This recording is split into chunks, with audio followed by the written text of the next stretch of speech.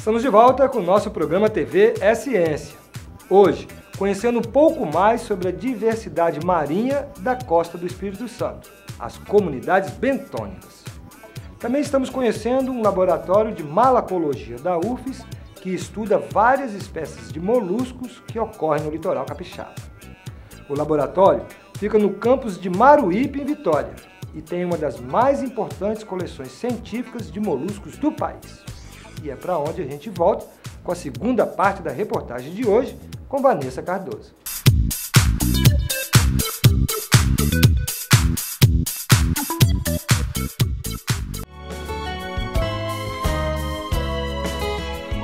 O Laboratório de Macologia, além de desenvolver pesquisas, possui também um acervo que está aberto à visitação. Fernanda, fala um pouquinho para a gente sobre a coleção malacológica aqui do laboratório. A coleção ela existe desde 1975 e ela é composta basicamente por bivalves, que são essas conchas que possuem duas valvas, tá? E de gastrópodes, também conhecido como caracol, caramujo, né, mais popular. Esse material ele vem para o laboratório em via seca, que são esses animais aqui sem a parte mole, sem o animal, né? Ou guardado, condicionado em via úmida, que aí seria o animal com a parte mole, né? A concha, no caso, com a parte mole, que é guardado em álcool a 70%, aqui nessas gavetas, nesse armário que está dividido em famílias, né?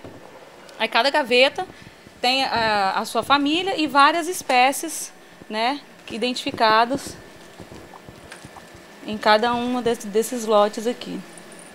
Fernanda, quantas espécies estão catalogadas aqui no acervo? Olha, a gente tem mais ou menos 80 mil exemplares catalogados aqui, dividido em espécies, né?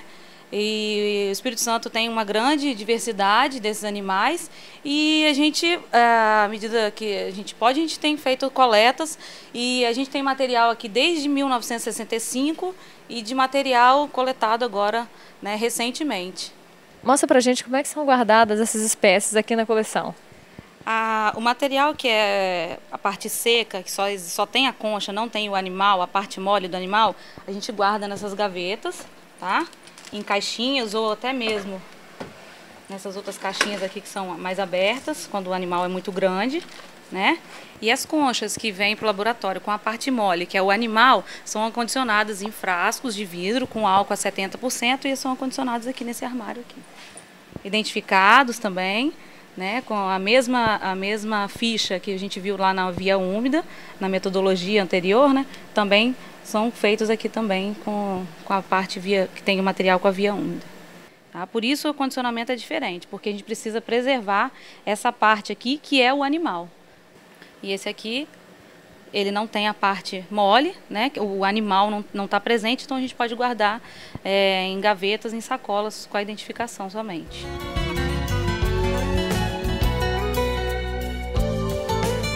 O laboratório também possui alguns aquários que ficam as espécies que são coletadas nas praias. Quem vai falar sobre isso também é a Fernanda. Vai explicar pra gente o porquê desses aquários aqui no laboratório.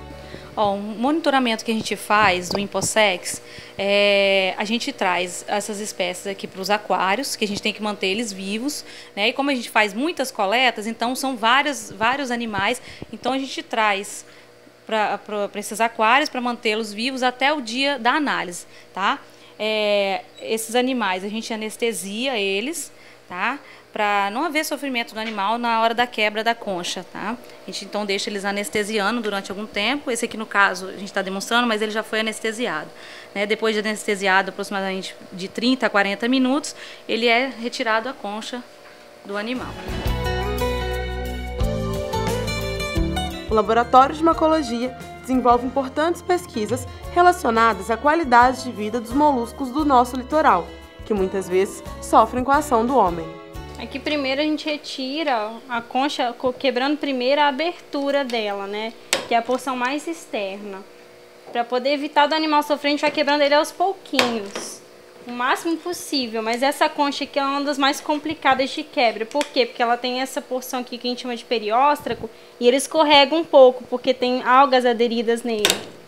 Então a gente quebra a porção externa, mas ela é mais complicada.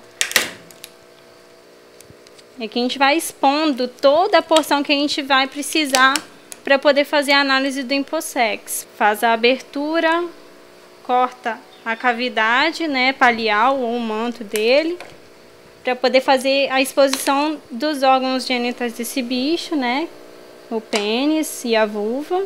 Esses são os animais que foram prejudicados com aquele produto que é utilizado nas embarcações. Isso mesmo, nós coletamos em área contaminada para poder observar a ocorrência dessa síndrome. Porque em locais onde não há contaminação, a gente não observa a ocorrência do InfoSex, né? Que é esse desenvolvimento dessa síndrome da masculinização das fêmeas.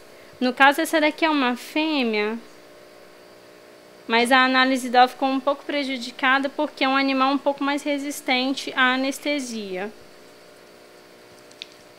Mas dá para a gente verificar perfeitamente na lupa a situação desse organismo em relação ao InfoSex.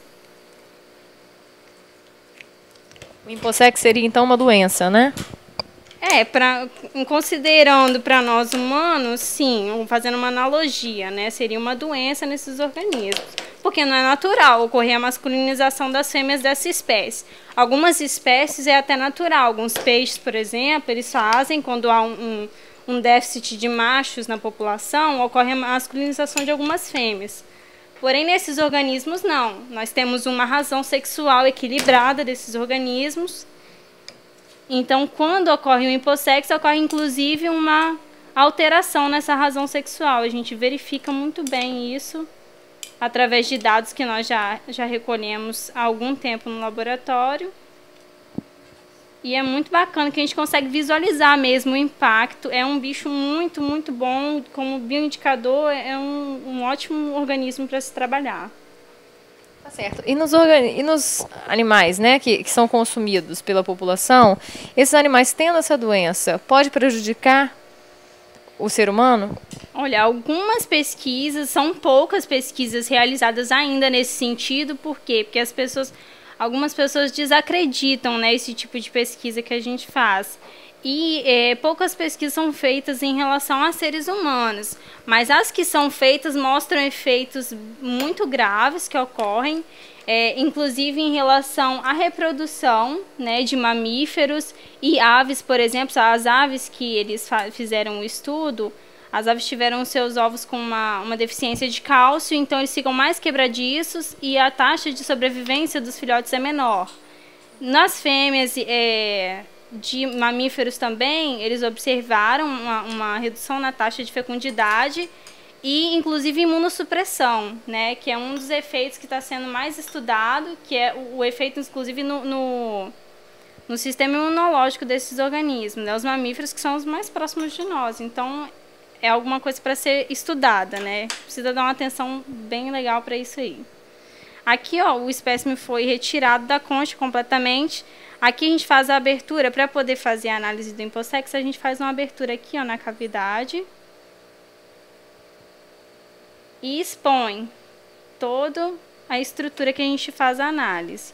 Né? Essa daqui é uma fêmea, a gente visualiza por quê? Porque aqui nós temos os tentáculos, né, do bichinho, aqui no meio a probóscide, que é a estrutura por onde ele se alimenta, por onde ele faz o reconhecimento de algumas substâncias no ambiente, e aqui não há a presença do pênis. Quando o organismo é um macho, a gente vê bem nitidamente, o pênis é uma estrutura grande que a gente consegue visualizar. Aqui também nós temos a porção do trato digestivo dele aqui, e aqui seguindo nós temos a porção do trato genital feminino dele, né, esse organismo. Aqui a gente faz toda a análise do InfoSex, na lupa a gente visualiza muito melhor para ver se não tem a presença do vaso deferente caminhando em direção à vulva até ocluí-la, né, que alguns organismos a gente observa essa oclusão da vulva. Então esse aqui é um organismo aparentemente saudável, porque a gente não visualiza a olho nu, pelo menos, o pré-pênis, né, o desenvolvimento, nem a presença de um vaso deferente, que é bem característico dessa síndrome. Então, aparentemente, esse é um organismo normal, uma fêmea normalzinha aqui pra gente.